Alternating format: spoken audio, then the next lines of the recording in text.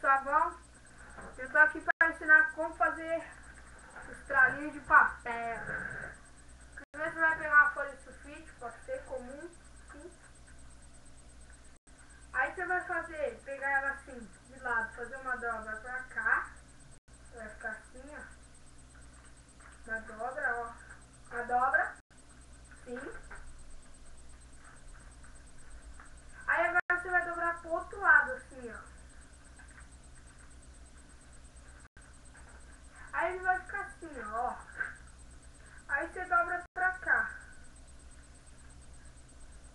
Aí você vai chegar, vai puxar aqui, assim, ó.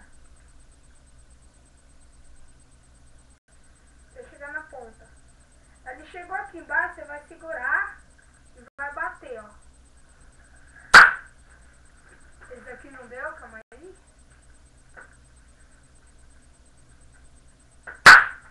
Viu? Vou mostrar de novo, ó. Tá assim. Dobra pra cá. Depois pro outro lado. Aí ficou assim. Aí você dobra não pra cá.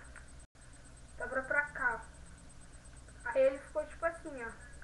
Uma linha aqui e um papel embaixo. Você segura nesse papel embaixo e puxa esse bagulho pra cá, ó. Pra ele abaixar, ó. Aí ele abaixou, você segura aqui embaixo e bate. Valeu, pessoal!